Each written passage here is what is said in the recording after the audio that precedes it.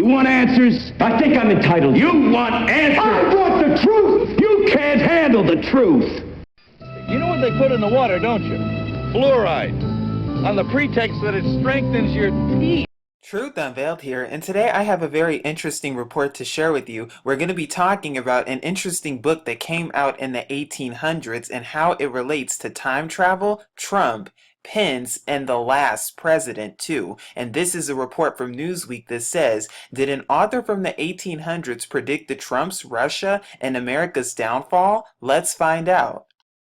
Now, there's been a whole lot of talk about this book, and I just wanted to share it with you, and we're going to be going over it later on. But here it says, Ingersoll Lockwood, an American political writer, lawyer, and novelist, combined a unique mixture of science fiction and fantasy into his novels from the late 1800s. Two of his most popular works of literature were illustrated children's stories, focusing on a peculiar fictional character whose name rings a bell in 2017, Baron Trump. Interesting. Then it says Trump, an aristocratically wealthy young man living in what's commonly known as Castle Trump, is the protagonist of Lockwood's first two fictional novels, The Travels and Adventures of Little Baron Trump and His Wonderful Dog Bulgar, which was released in 1890, and then 3 years later in 1893, Baron Trump's marvelous underground journey. The little boy, who has an unending imagination and a quote very active brain, is bored of the luxurious lifestyle he has grown so accustomed to,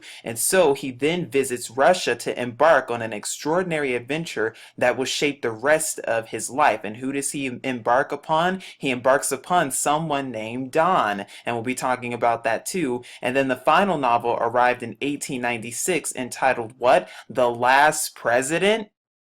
And so we already see the startling and eerie similarities and connections between these books and today. For starters, how the main character's name is Baron Trump, which is very similar to Baron Trump. And then we also see how Trump's adventures begin in Russia, and that's all that they're constantly talking about, and is guided thanks to directions provided by, quote, the master of all masters named Don. Who does that remind us of? Now we're going to be going over two of the books. The first one is called Baron Trump's Marvelous Underground Journey. And what you're going to find out is that it has all to do with time traveling and traveling to other lands and traveling to other worlds. Should this concern us, especially with the different dimensions? But then there's another novel that Lockwood wrote, which is called The Last President. And now this one's separate from the Baron Trump series, but it's more eerily linked to the present day because the story begins with the scene from a panicked New York City in early November, describing a quote, state of uproar after the election of an enormously opposed outsider candidate. Who does that sound like? And then a quote from the book says, and we'll go over it together, the entire east side is in a state of uproar. Police officers shouted through the streets, warning city folk to stay indoors for the night. Mobs of vast size are organizing under the lead of anarchists and socialists and threaten to plunder and despoil the houses of the rich who have wronged and oppressed them for so many years. And there's also a mention of Fifth Avenue. Where else have I seen this before? Now, this is from the Science Fiction Encyclopedia that talks more about the author Ingersoll Lockwood and some of his writings and what he wrote. He was mostly a fantasy writer, and some of his novels included The Travels and Adventures of Little Baron Trump and His Wonderful Dog Bulgar, that was published in 1890, and then in 1893, Baron Trump's Marvelous Underground Journey, and then what we're going to be going over also, that one and this one too, 1900 or The Last President, which is a near future political satire. Now here is the actual book from 1893 that's entitled Baron Trump's Marvelous Underground Journey. Now you can find it here in the full book at archive.org, and if you would like to read the entire thing, you can. I'll be sure to leave it in the description box below. It's about 250 pages. And once again, it has to do with a rich child named Baron Trump who lives in what's known as, quote, Trump Castle, who then travels to Russia. After he leaves the castle, and again, note how Russia is mentioned, he's then assisted by a mentor named, quote unquote, Don. And it's also interesting because Don is a title for the full name, actually, who then helps him discover portals, allowing him to travel in time to different locations. And Don is also known as the master of all masters. And for once, even Snopes is admitting that this is true indeed, and we're going to be talking more about it. But as you can see right here, it's illustrated by a man named Charles Howard Johnson, who also illustrated the 1890 edition of the book known as The Princess by English poet Alfred L. Tennyson, and then it was also published by Lee and Shepard Publishers of Boston, Massachusetts, which was a 19th century publishing firm in Boston by men named William Lee and Charles Shepard. But in 1905, this publishing house was merged with Lothrop to form Lothrop, Lee, and Shepard, and then eventually acquired by William Morrow and Company, who would then be acquired by HarperCollins in 1999. Now we'll briefly just go over the book real quick, but this is page 7 of the book from chapter 2 that talks about Don Fum's mysterious directions, and it says here at the very beginning, according to the learned Don Fum's manuscript, the portals to the world within a world were situated somewhere in northern Russia, possibly, so he thought, from all indications somewhere on the westerly slope of the upper Urals. Other worlds, what are they really alluding to? What is really going on here? Is this really a fiction or a fantasy? Let's find out, because then the next page we see on page 8, and this book also has illustrations too, that Castle Trump is also mentioned. So why is this book alluding to Trump and time travel? What are they really alluding to here? And then this pamphlet that he wrote here, which is called 1900 or The Last President. Now this is separate from the Baron Trump series, and this came out in 1896. And coincidentally enough, with the title on here, The Last President, we see a whole lot of similarities in this book that remind us of things that are even going on today. Because just on chapter 1, the book begins about a president who's elected, or should we say selected, whom the world does not take a liking to. Does this sound familiar? And it starts where? In New York City in November of 1896. And it starts also with what? A mob going on after Bryan is elected president of the United States. And it talks all about mobs of vast sizes attacking and everything. And then if you keep going to the next pages and go a couple of pages onward, on page 5 you see that the Fifth Avenue is mentioned. Where else have I seen this before? With Donald Trump in November of 2016, with Fifth Avenue also mentioned. Wow, very interesting and suspicious indeed. Now, what I also thought was very cryptic about this book was on page 15, where it talks about a strange prophecy and alludes to what's called the dawnless day. And I'll be sure to leave this in the description box below, because you can take a look at the entire thing and the book that we just went over before. But it's interesting because this reminded me of what the eclipse that's going to be coming up real soon, and now less than 3 weeks from now, because it says the hour of daybreak, such an impenetrable pall of clouds overhung the city that there came no signs of day. Oh my goodness. But then if you go to the next page, it talks more about the cabinet members of the new president that was elected. And guess what one of the names of the cabinet members is? Secretary of Agriculture Leif Pence of Colorado. The word Pence right there, just like Mike Pence. Oh, Trump and Pence, Trumpets, trumpets. Oh my goodness, what is this alluding to? And the title of this, The Last President, and then the very first thing that they pass is an executive order, just like Trump too. No surprise or coincidence there either. The book also alludes to many strange prophecies, many that we've already gone over, but one also too is here on page 37, or the very beginning of chapter 9, that talks about the rebellion. It talks about that the mighty North, rich with 100 great cities and strong in the conscious power of its wide empire, would be the next to raise the standard of rebellion against the federal government. What does that sound like? Almost sounds like Russia. Now, this book also purports common themes throughout the entire story, like here on page 41 in chapter 10, it talks about Congress and it talks about a bank holiday. It also talks too mostly about taxes and having to do with the banks, and talking about the acts and how the act was supposed to cover pensions for soldiers.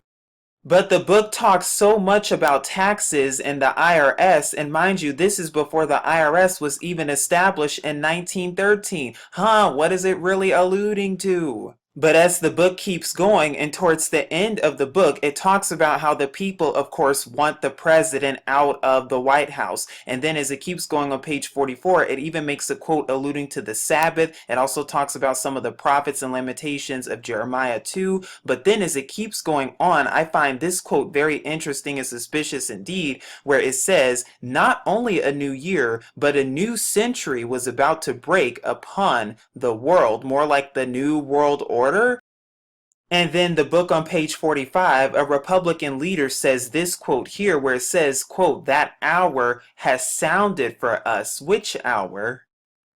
And then the very next page on page 46, where the speaker says, quote, the president must withdraw. And that's all they've been talking about in mainstream news is Trump leaving office and making jokes and even references to assassination attempts and all of these different things that they're doing subliminally. Why is that the case? But then what's also interesting and suspicious indeed about this is the next page on page 47, this paragraph right here that says, the new year, the new century was born, but with the last stroke, a fearful and thunderous discharge as of 1,000 monster pieces of artillery shook the Capitol to its very foundations, making the stoutest hearts stand still, and blanching cheeks that had never known the coward color. The dome of the Capitol had been destroyed by dynamite, and this is the very end of the book, as you can see right here. But that's interesting because where else have we seen that, and where else have we heard that when it comes to the Capitol building being destroyed? Oh yeah, that's right, the TV show known as Designated Survivor that came out last year, because the pilot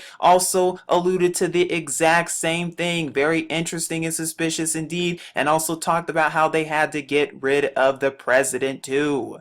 But if you thought the idea of time travel was just only in fiction and was only in movies, well, think again, because now we're going to be going over secret cover-up time travel projects and experimentations. And the first is Project Pegasus, which according to lawyer Andrew D. Basiago, this was a classified project via the Defense Advanced Research Projects Agency, also known as DARPA. The same agency conducting robots and mind control techniques was involved with altering time and going back and forth through time through other portals, gateways, doorways, and dimensions. That's why we should be very concerned about this. But this is when the U.S. defense technical community achieved time travel for the alphabet soup companies for, quote, reliable information. And Andrew D. Basiago was involved in an experiment where 140 school children were involved with time travel teleportation, courtesy the fallen ones. And now, via Project Pegasus, Basiago is now petitioning the U.S. government to declassify all of their cover-ups and schemes on time travel and the technology, along with teleportation. And that's the second thing, known as the Philadelphia experiment, which was a teleportation experiment and the Navy's attempt to make the U.S. destroyer ship invisible during World War II. And there were claims made that on October 28th, 1943, the ship known as USS Eldridge was made to disappear from view so that the enemy ships could not see it during the war, but was then teleported from Philadelphia all the way to Norfolk, Virginia in an experimentation that, of course, was kept a secret, and this is also known as Project Rainbow. And what's also interesting is that this experimentation actually comes from Nikola Tesla's drawings and calculations and how it came into fruition, and we'll be talking more about that later on with John Trump, which is Trump's uncle, actually, supposedly. Now, of course, the Navy is going to deny that these tests and experiments during the Philadelphia experiment and Project Rainbow were ever made. And coincidentally enough, this was the exact same time that so-called UFOs were discovered, so we know exactly who these top pseudoscientists were working with. Of course, they're going to try to call it a hoax, but isn't it interesting how they claim this is a hoax, but not the real hoaxes, such as the Sandy hoaxes and all the other ones, because they really want you to believe that those children actually died in a supposed school shooting that no one saw, even though practically everyone saw these exact same alleged children at the Super Bowl concert. So we know we cannot trust a word that they tell us.